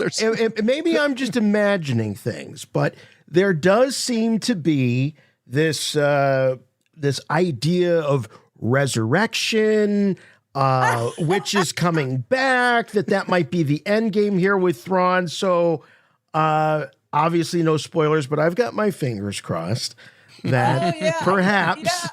There might be, Luke Skywalker said famously, no one's ever really gone. And that's very true, especially these days in Star Wars. So fingers crossed, there might be more. You never know, right? Who knows? It's already been such an amazing journey. I love the Lucasfilm family. I really do. And so I'm just there, at any capacity to serve. And I've been a Star Wars fan since I was a child. And my best memories with my father were when I saw Star Wars with him for the first time, when he was doing a martial arts camp in Aspen, Colorado, when I was 10 years old. And Aspen, Colorado, at that time was more of a small town feel. It's not the Aspen, Colorado that we know today. And it had a very small town vibe, and with this one theater, and I just loved the entire theater was sold out, and you had multi-generations there, and along with some of my dad's international martial arts students that had flown in, and it was the most amazing experience because I always say it felt like a rock concert. I mean, before the movie was even done, people were screaming and yelling and jumping out of their seats. And they had never experienced that level of technology. And I know it's something we all take for granted today because it's at our fingertips now, right? Yeah. But it really was something special when you were seeing that as a child for the first time. And the way it was bringing families together was incredible. You know, I could see grandparents and grandchildren and, Oh, yeah. you know, it was just beautiful. And Multi-generational. Now, did you, did you and your dad see the samurai inspiration that George was drawing from? Was that something that was more obvious to you and your family, or were you just kind of caught up in the spectacle? What was it about the lightsaber battles and the idea of the Jedi that might have been resonated different for you? Well, I'm glad you asked that question. Actually, my father immediately saw it, which was really interesting. I was just caught up in the story of it all, right? Yeah. But my father literally walked out of there, and then he turned to my mother and I, and already his brain was going like, can you imagine if you could do a fight scene with 2 lightsabers, right? Wow, was he ahead of his time, boy? It was immediate. And you're the first one to really ask a question that I can really talk about how my dad already was thinking way beyond what even Star Wars put out. He goes, could you imagine? So then my father, when we went back home to California, by that time, I believe the toy stores were already selling like the plastic lightsabers. Sure. You know what I mean? Yes. And he would train me with these plastic lightsabers as a child. And he goes, okay, honey, let's do it. And that's how I trained. Wow. You have to understand how surreal it was when I was with Rosario and we're on that bridge and I'm looking at her with the 2 lightsabers, and all I could do was flash back to my father training me and making that comment. I just amazing. This is so weird and strange, and maybe there is such a thing as the Force. Who knows? Oh, yes. What was hearing you talk about this, flashing back to those early days of your original Star Wars fandom as a child, I think it's really a perfect time right now to present you with some questions we have that require very subjective answers that come from your heart, answers of opinion, but all answers are about Star Wars in this questionnaire. It's not trivia. These are questions about you and your fandom that only you can answer, okay? And it's called the Yoda questionnaire.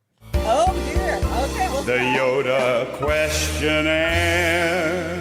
All right. Thank you, Richard Cheese, for that beautiful intro. Yes, the Yoda questionnaire. And as Jimmy Mack said, there are no wrong answers, but there are answers that are more right than others. So we call it the Yoda questionnaire, by the way, because Yoda himself compiled these questions and he faxed them to us. Yeah, he faxed them to us. And they don't have Wi-Fi or anything. We'll see how the Dathomirian does. Let's yes. do this. Yes.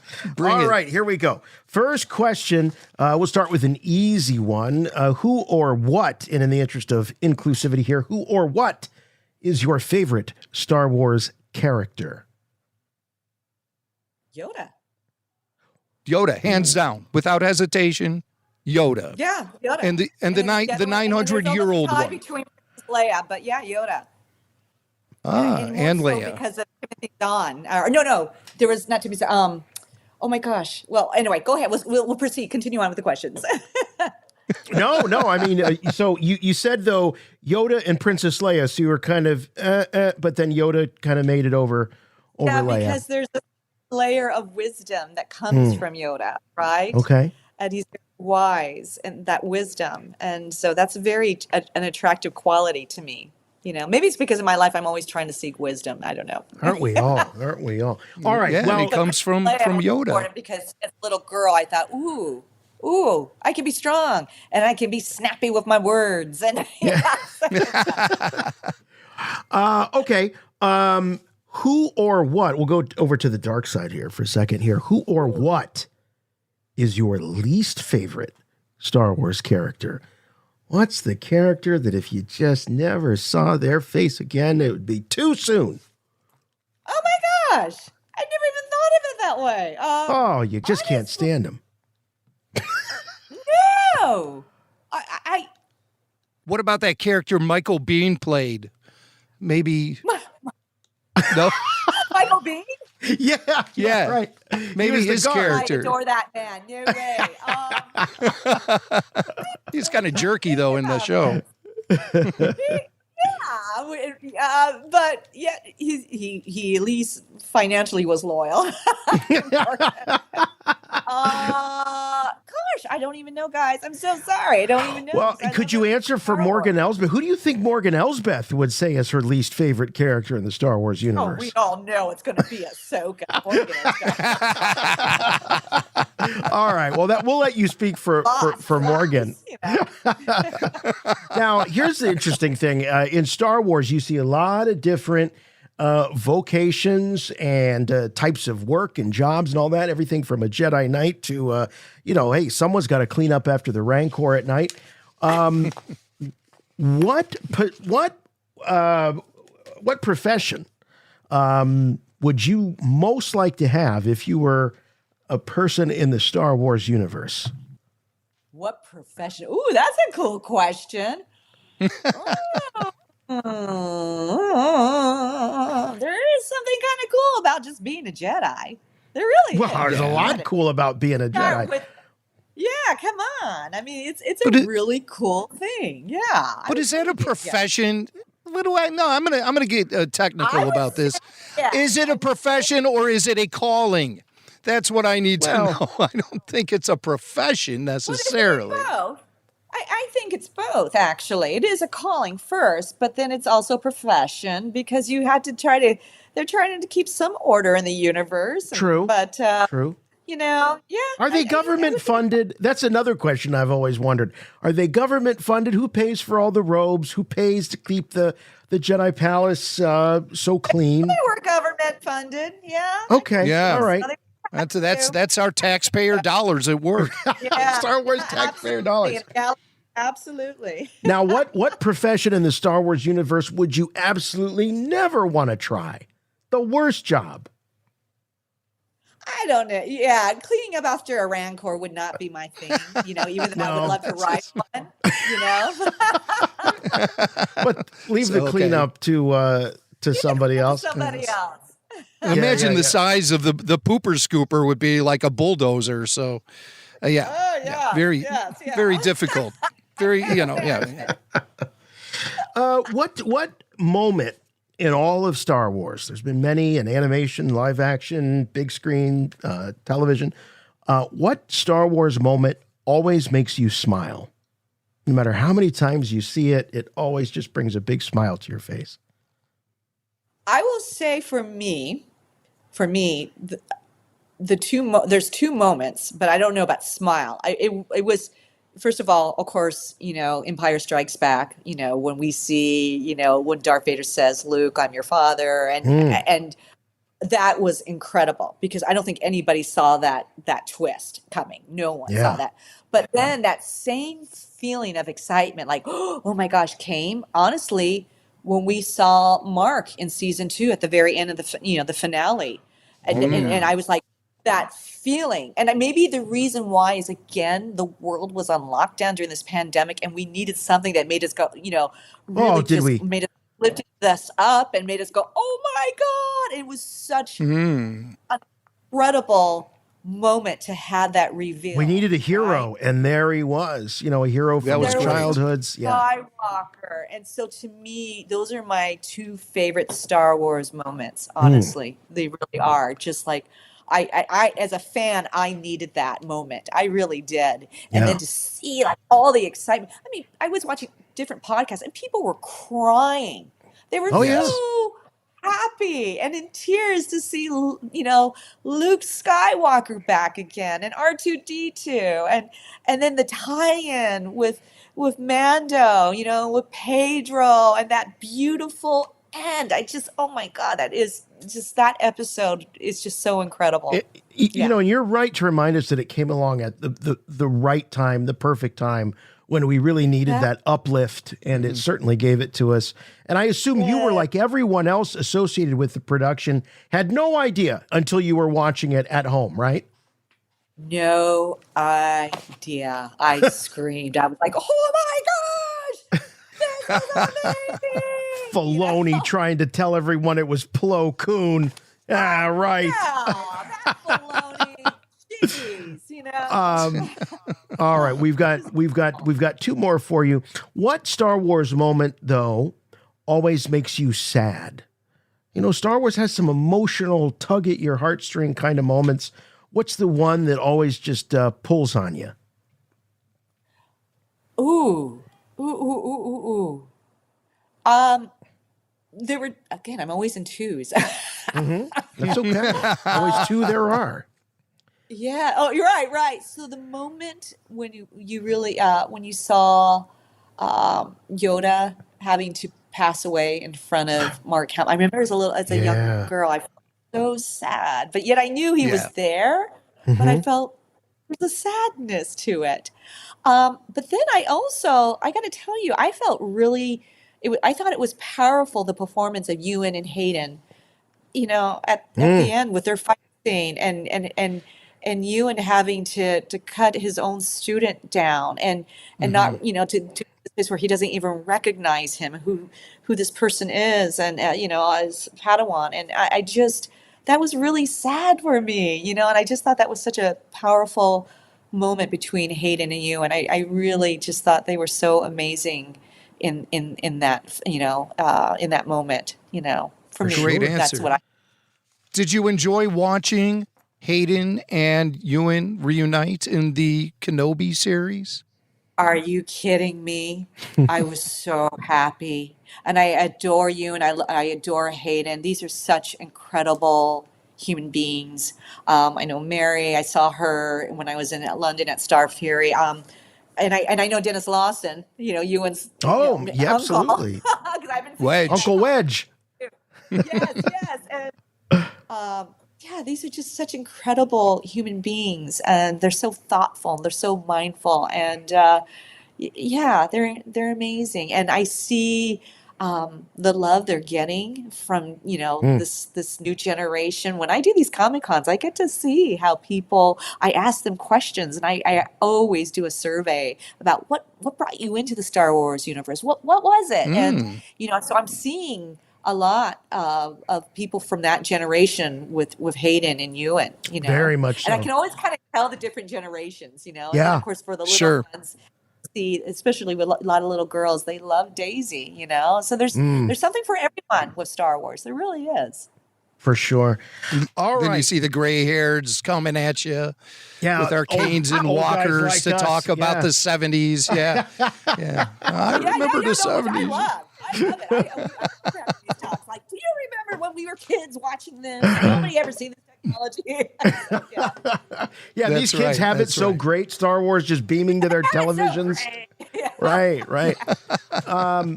Got one more here for you, Diana. So if there was another Star Wars movie to be made, we know there is another one going to be made. There's going to be multiple made.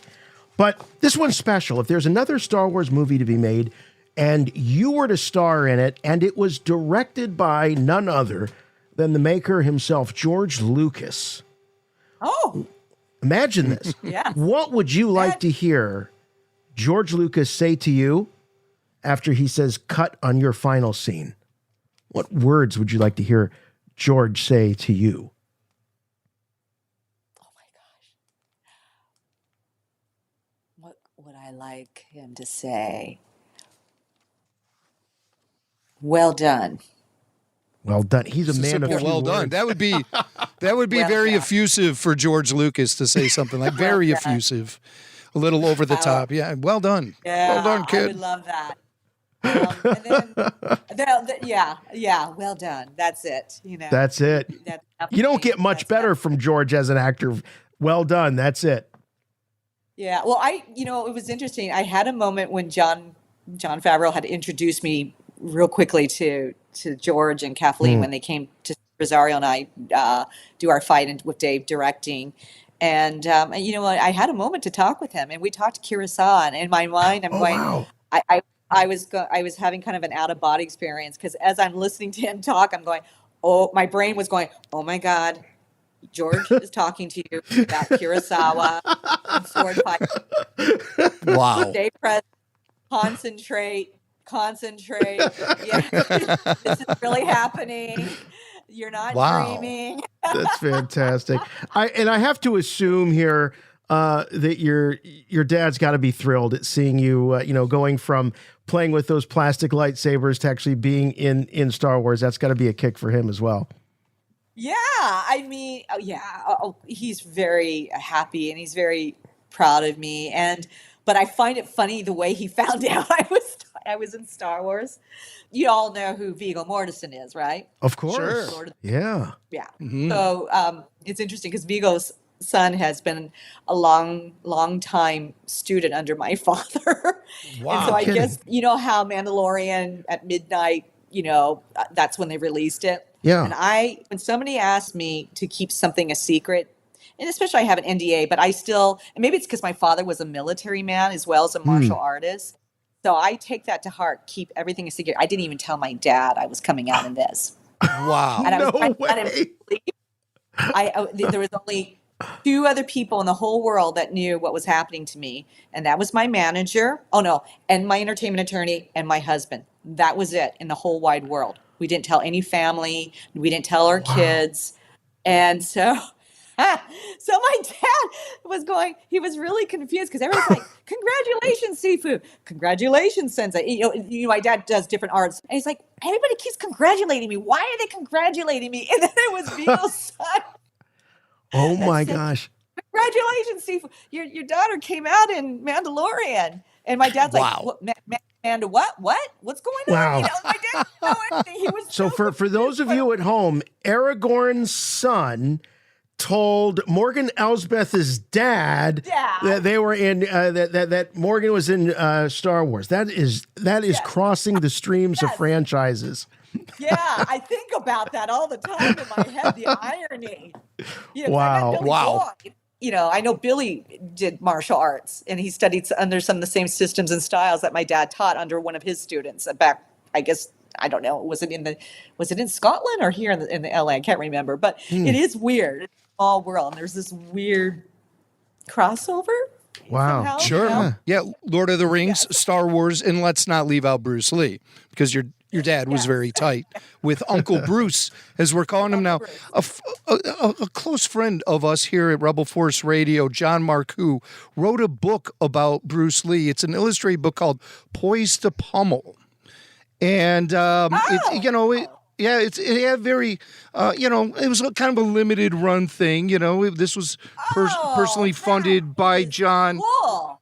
And everything. Yeah. I'd love to send you a copy if you would accept it. I would love to send it to you. Love that. I've never seen that book. No, I wouldn't imagine. Like I said, it was kind of a limited printing and an independent thing. Beautiful.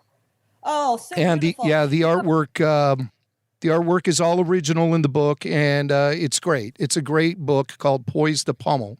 And I'll reach out through the proper channels and find the best way to get it to you.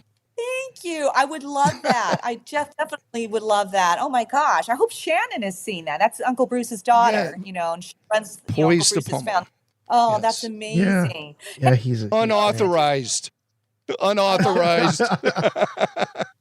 But it certainly comes from a place of love and adoration. Deep love, from John Marcoux. Oh, that's amazing. It's also, I forgot to tell you guys this too, is when I was doing, the animation, Stuart Lee, who I also said was responsible for particularly, the martial arts being so realistic. He had met my godfather as a little boy. And I thought, this is really weird. Oh my goodness. And that's what inspired him to just stay in the game and keep trying and prevail. And eventually, he ended up finding that path to Lucasfilm, and he talked about meeting my godfather as a little boy and what that meant to him. Yeah. That's awesome. Oh, wow. And then, of course, the path you've been on is taking you to your own action figure. Here, I got a little Morgan Elsbeth here. I have a little you. And a Funko Pop. In a Funko Pop. And where's my Lego? It's crazy. All the different toys on Morgan. It's incredible. You know, I'm having such a blast with it. I was even happy when it came out in the Marvel comics. I was like, they did an Ahsoka on Marvel. Yeah. You know, the only thing that was missing for me with the Morgan toy was I wanted to be able to dip her in water, and then if she was in cold water, that black would appear on her eyes. Like a good old-fashioned toy gimmick like that would have been perfect. Yeah. That's a really cool idea. That would be really cool. And she comes without the sword. She doesn't have the sword. She doesn't have the spear. I mean, she's just, left here out in the open, vulnerable She has her any hands, sort though. of attack, any sort of People Jedi haven't attack. talked about that consistently. Like, where are the weapons? You know? So. And then I have this other one here too, which like this Morgan basically has white hair. I don't know about that, but you have two. Yeah, this there's is two, like then there's a what they call a vintage one. If you can, right. They did a vintage one, right? It's extraordinary. This one doesn't really look much like you. The other one really does, though. Hats off to the guys for the killer sculpting work. Right? Crazy, just crazy. Huh. Wow. The ultimate, the ultimate goal, I guess, for any actor is to become an action figure. At least that's what I think that it would be.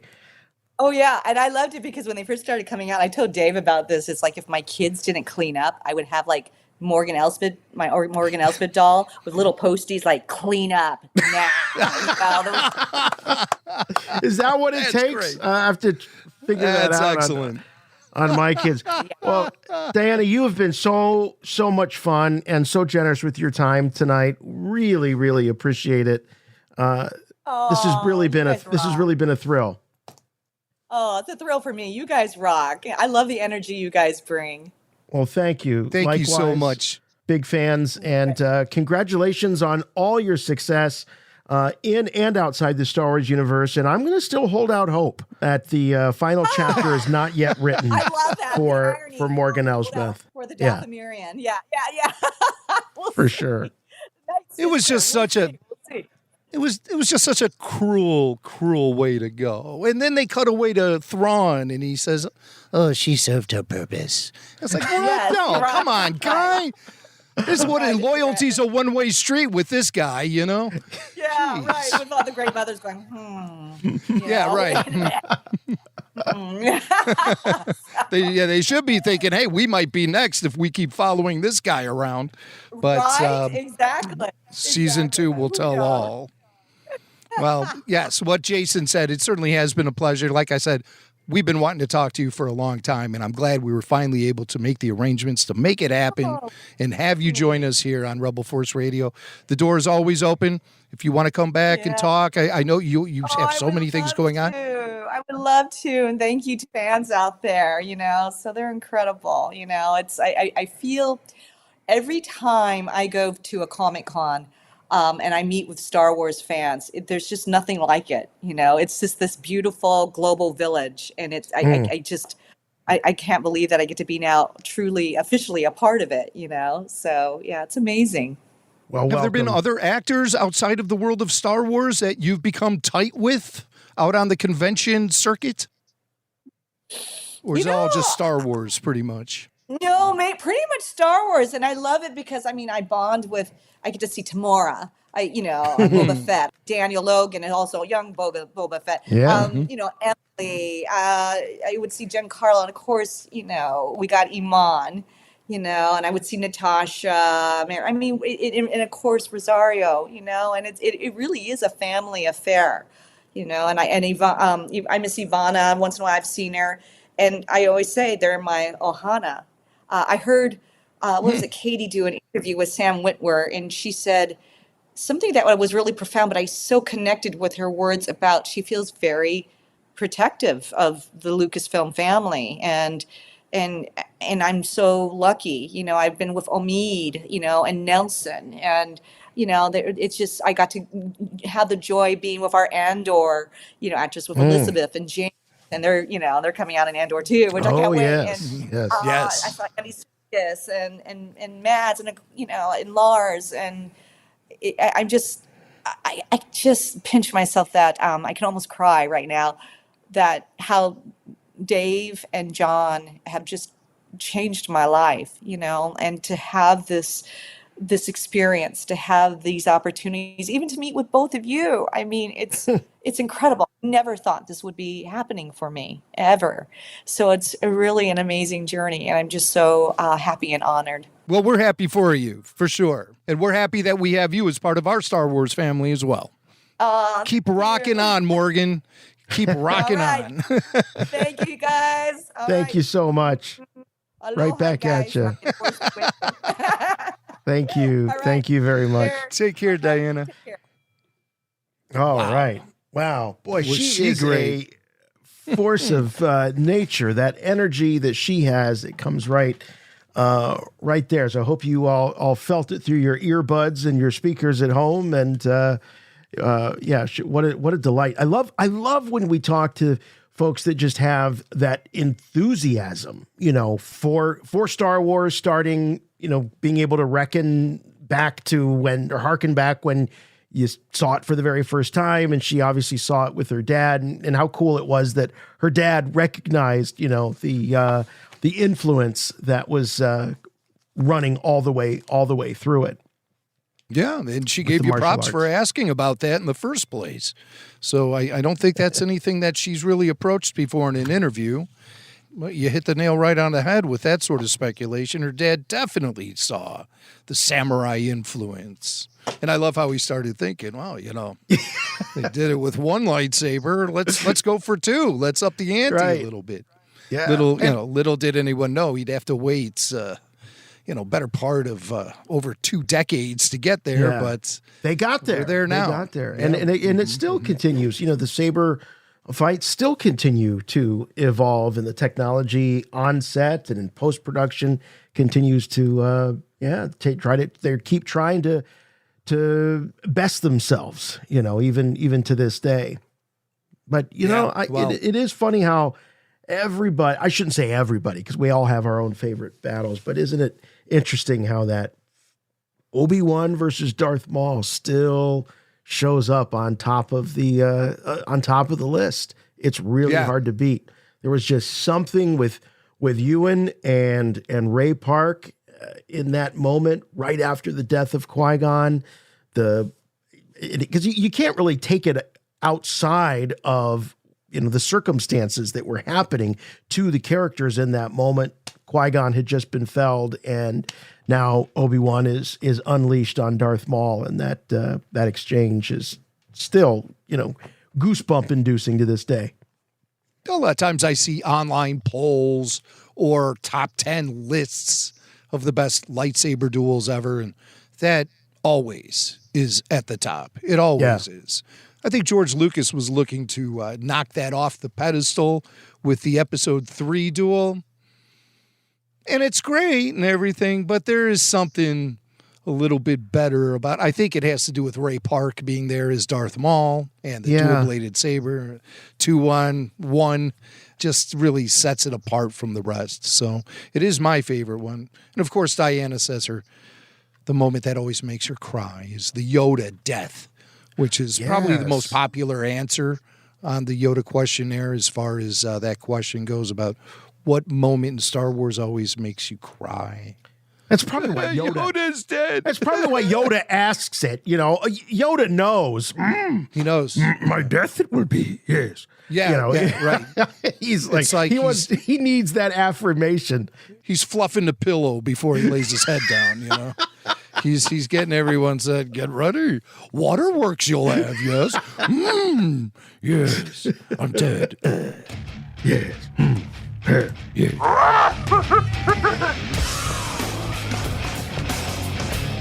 All right. Thanks so much, everybody, for joining us this week. That'll wrap things up here for Rebel Force Radio. Special thanks, big thanks to Diana Lee Inosanto for hanging with us in the Cantina. Great conversation, great guest, and be sure to follow her on her socials there. Wonderful lady. Thanks again. And I still believe that we haven't seen the last of Morgan Elsbeth in the Star Wars universe. Also, thanks to Nick from Sussex for that great voicemail talking about Ewan McGregor and his reaction to being in Star Wars all those years ago. But, we're not going to hold it against him. Look, Harrison Ford, Ewan McGregor, Liam Neeson. There's a long line of Star Wars alums that have had a little bit of a love-hate relationship with it. But, at the end of the day, like the prodigal son myth, they all come back. Harrison came back, Liam came back, Ewan's come back in a huge way. So, like to think that we have a way of pulling them back in. Gonna throw the Pacino in there. If you need more Rebel Force Radio, or RFR in your life, you can do it over at Patreon. You heard Mac talking about it earlier in the program, rebelforceradio.com, and click on Patreon, or just go to patreon.com/rebelforceradio, and all the benefits are there, including those exclusive podcasts that you can't get anywhere else. No, they're not on Spotify. They're not on Apple Podcasts. Nowhere to be found other than at Patreon on Rebel Force Radio. And that great community of Star Wars fans, many, many, many have been heard on our after shows over the years and our special live streams that you've heard us do for Patreon supporters. So you know them. If you want to hang out with them, they're all hanging out over on Patreon. You can please watch us on YouTube. We release clips frequently of the full show video that is a Patreon exclusive benefit. That's right, the podcast you're listening to right now. You could also be watching if you're an All Access or above member. But we do release those clips, so please don't just watch them, like them, add a comment. That really helps a lot. And please subscribe to Rebel Force Radio on YouTube, as well as on our social media platforms, Twitter, now known as X, of course, Spotify, Instagram, and Facebook. You can follow us there at Rebel Force Radio, and the website for all things and everything, rfrrebelforceradio.com. I think that does it. So we'll see you next time. For Rebel Force Radio, I'm Jason. I'm Jimmy Mac. And remember, the Force will be with you, always.